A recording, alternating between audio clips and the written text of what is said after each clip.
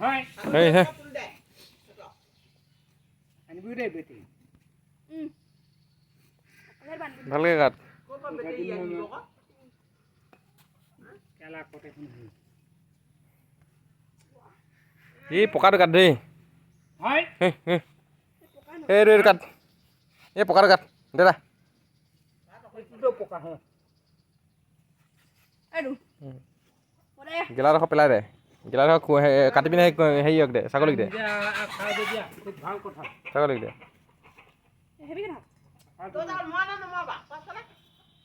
ছাগলী ইয়াত আছে এইটো ভাল লাগিব কোনটো ভাল নে